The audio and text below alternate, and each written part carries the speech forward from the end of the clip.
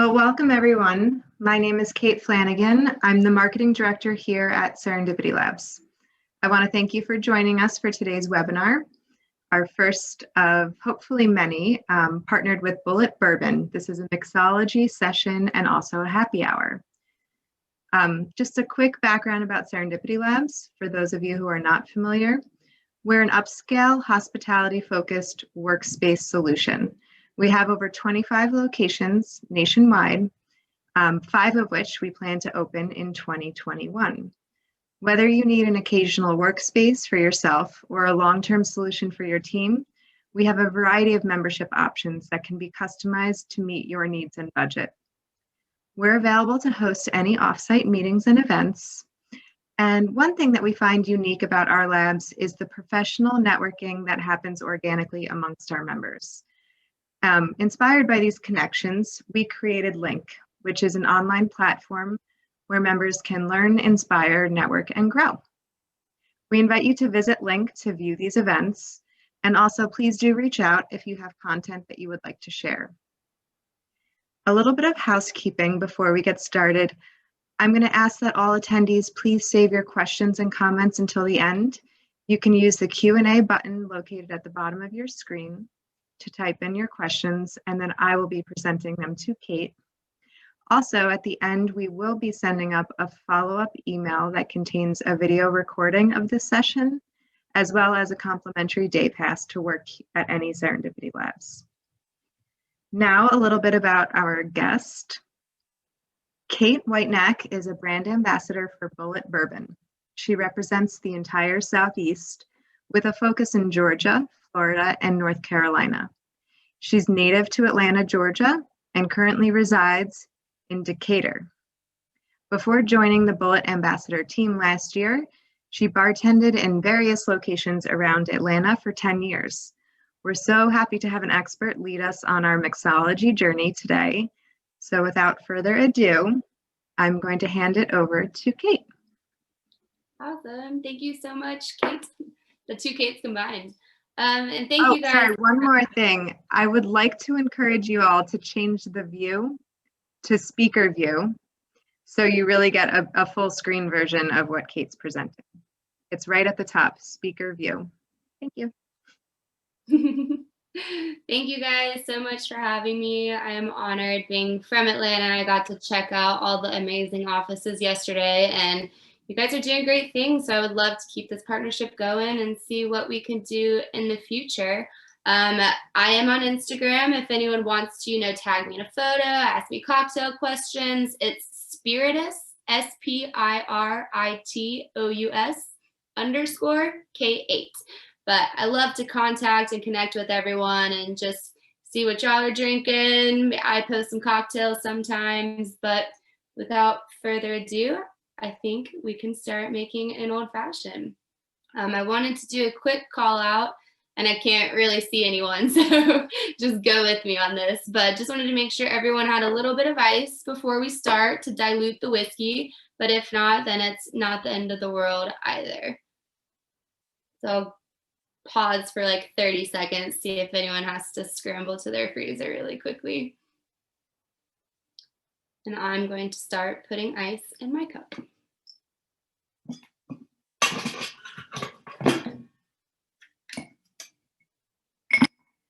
I've got a fancy big cube because I'm at home, but don't feel bad. Whatever ice you have is completely fine.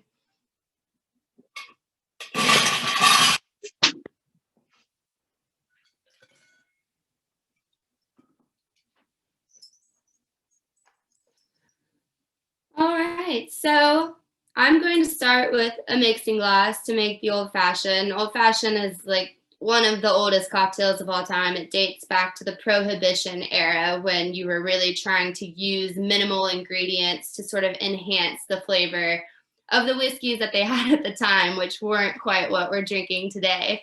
But that's why they've made sort of these simplistic, easy cocktails. I understand not everyone's going to have a mixing glass. You can mix it in the glass that you're drinking it out of, and that's totally okay too.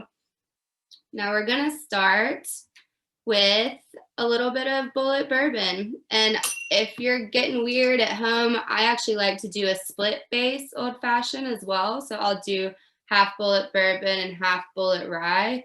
I think like our Bulleit Bourbon is high rye, so it's got good spice to it. So you get a lot of baking notes. You get sort of like clove, nutmeg, caramel, and then the rye is very earthy and herbaceous. And I think those things combined are amazing.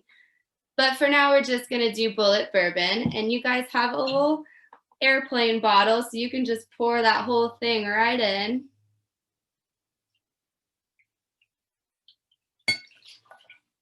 And to keep it simple, we don't have simple syrup right now, and we don't have a way to make it. So what I like to do for my home old fashions is you guys got a little pack of these Luxardo cherries.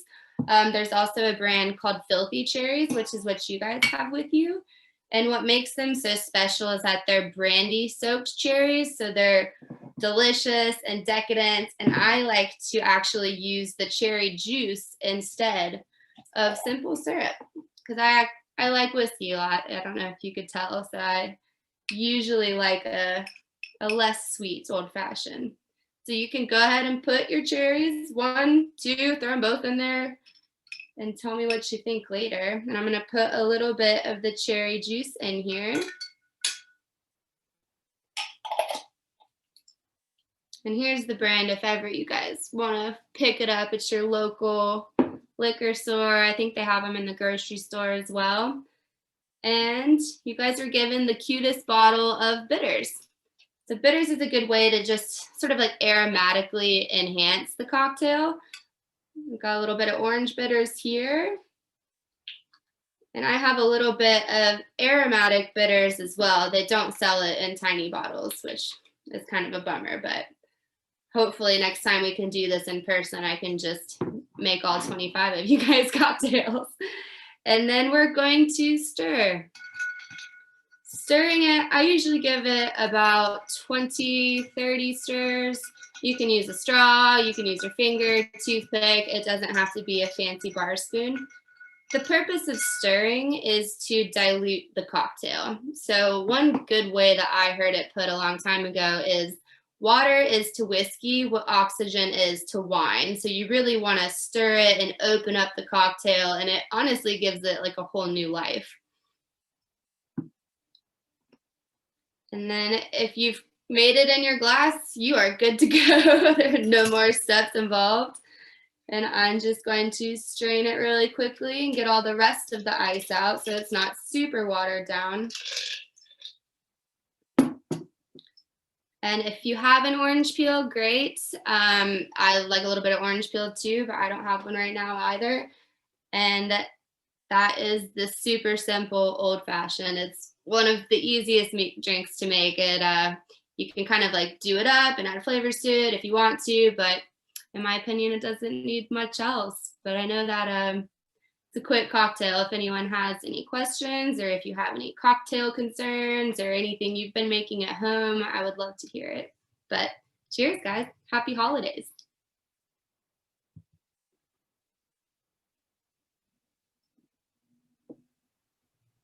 We have one hand raised. Will. Hi, I just want to know if how you feel about swirling it rather than stirring it. Like with a swizzle stick? No, just swirling it in the glass itself. Oh yeah, I think because I have a wide bottom glass, and so it won't spill out as opposed to a stir. Is there any advantage or disadvantage? No, this is the end result's the same, right? And this is all the year of like pivoting and getting creative and doing the best we can with what we were given. So yeah, swirl away, my friend. I love that. Swirl with you. Get a little wrist workout while you're at it too.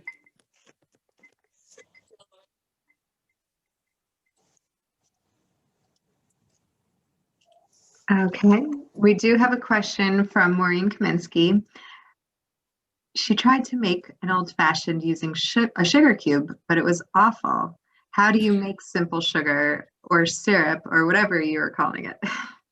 That's great. That's a great question. And back in the day, like in the 80s and 90s, they used to do that. They would crush the sugar cube and crush the cherry and the orange peel. And that's actually how I learned to make it. And then working at a little bit higher crafted cocktail bars, I learned how to make simple syrup. And it's simple. Really, it's equal parts sugar and water.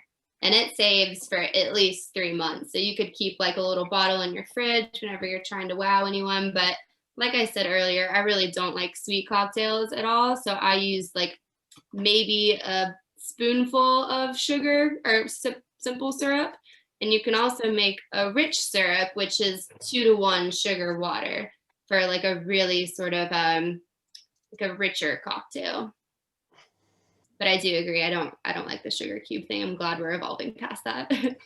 Makes for a nice granular cocktail.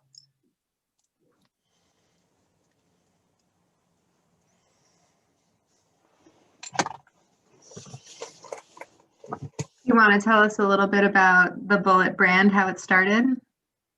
Yeah, sure, absolutely. Sorry, I can't read these questions. So our story started in 1987 when Tom Bulleit quit his job as a lawyer and had the lifelong dream of resurrecting his great-grandfather's 200-year-old bourbon recipe. There's a lot of folklore associated with what exactly happened to Augustus Bulleit, but all we know is that he left a recipe, and that's how we got our flagship. So Bulleit Bourbon has been around since 1987. Like I was explaining earlier, it's a high rye mash bill. So it's 2/3 corn, 1/3 rye.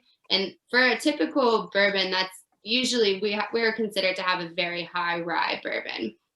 And so like the notes we were talking about earlier, clove, nutmeg, caramel, just really good sort of flavors. When you taste them for the first time, you get like that warm Kentucky hug down your throat.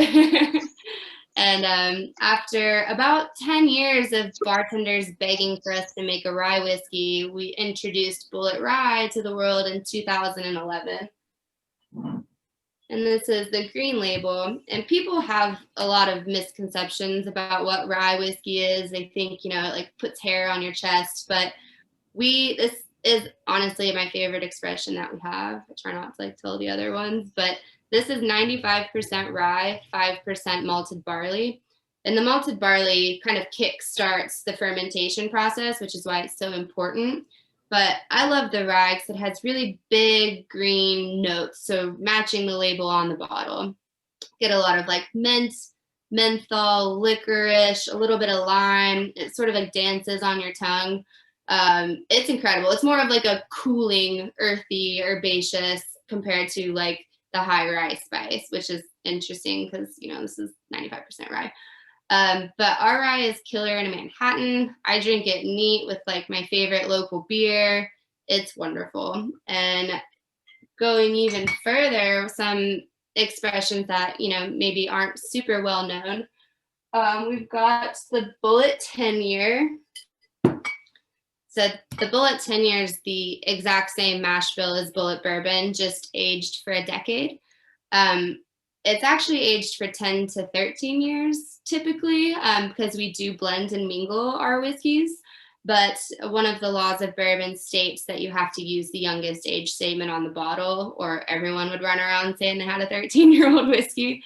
But for the price point, there are very few 13-year-old whiskeys that you can get for under $50. So it's an incredible deal. It's amazing. It's a good desserty sort of bourbon, like a good nightcap.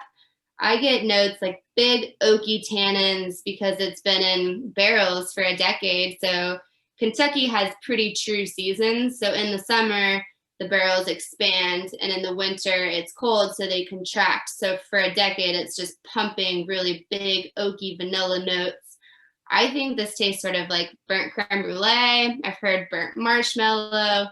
And the thing to remember is no matter what you taste, everyone's palate's different, and whatever you taste is what you taste, and there is no right or wrong answer.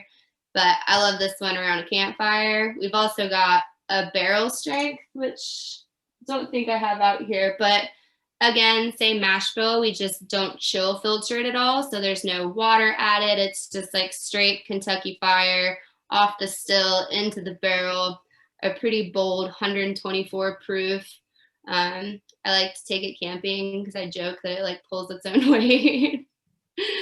And then the last but not least, one of the more rare expressions that we do have, the newest is, see if y'all can see that, the Bulleit Blender Select. This came out probably like a year ago, maybe just under a year. It's only available in 19 states. I know for a fact that Georgia and New York are on the list, so I'm not just like about to falsely sell you on something you can't buy. But we have two blenders. Their names are Andrew Mackay and Ebony Major. And Ebony Major is amazing, great woman. She was able to sort of creatively flex her whiskey blending skills for the first time and make something that was so uniquely hers, but then also very uniquely Bulleit. It's made with 3 out of the 10 distillates that go into Bulleit bourbon, but some of them in smaller, smaller amounts than the others.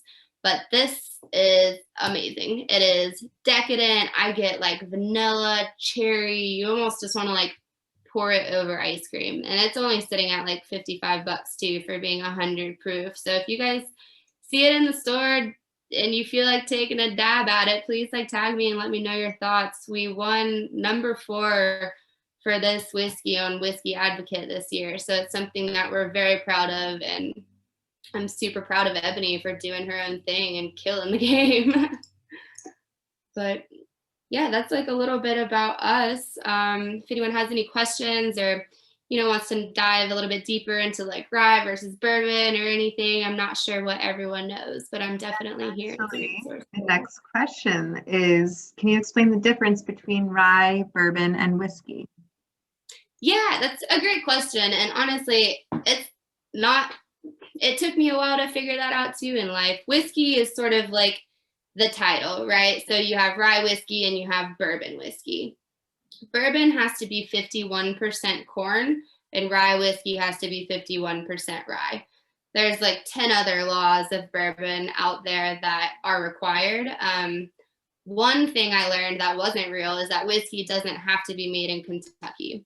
It has to be made in the United States. But 95% of the world's bourbon comes from Kentucky because Kentucky sits on these beautiful limestone deposits. So it naturally filters the water. So everyone in Kentucky is super proud of their amazing naturally filtered water, and it just has the ability to create such amazing whiskey. So that's a little fun fact for you. Nice. And then we have another one from Kyle Coggins, and he wants to know if you can make an old fashioned with white whiskey. If so, how different is the taste? He believes he's had one, but what would he do to have to make one at home? So white whiskey is what we call white dog in the brewer world, but essentially it's just unaged whiskey. So whiskey gets all of its most of its flavor and all of its color from the barrel aging process. So essentially you could drink white dog no problem. It would be not as smooth because the aging process really rounds it out and gives it that sweetness from the charred barrels. So you could definitely do it. It might take a little bit more simple syrup and make maybe like a little bit more finagling to it. But yeah, I mean, it's definitely potable. You could drink it. It just might actually put hair on your chest, that one.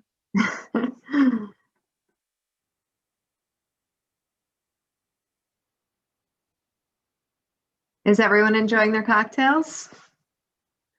I know y'all have to tag me. I know I want to see what Cumberland's situation looks like right about now.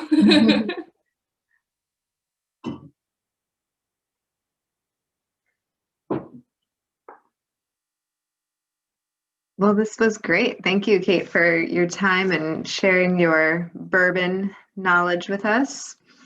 What's your other favorite drink that you can make with Bulleit? My favorite cocktail of all time is one of the lesser known ones. It's a paper plane. It is, in making cocktails, there's like this quadrant of flavors that you want to go for. You want to go for spirit, citrus, sweet, and herbaceous. And that kind of is like, not the trifecta, but like the quad of like what makes the perfect cocktail. And I think the paper plane does that for me. So Bulleit bourbon, Aperol gives it like that bitter sort of component. the citrus would be lemon and the sweet would be Amaro. And I'm like such a huge Amaro fan. So it's a shaken cocktail and it serves neat up in a coupe glass, but it is so good. If we keep this going, maybe we'll do that one next time. They go down a little too easy though.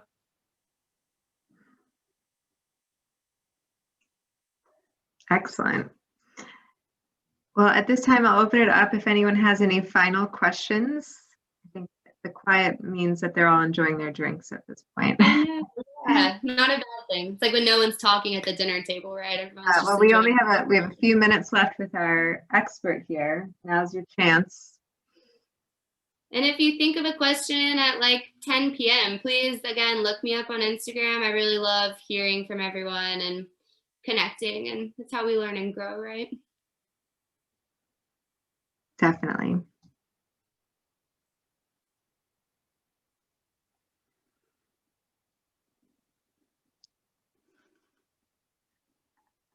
All right, well, we are going to wrap up.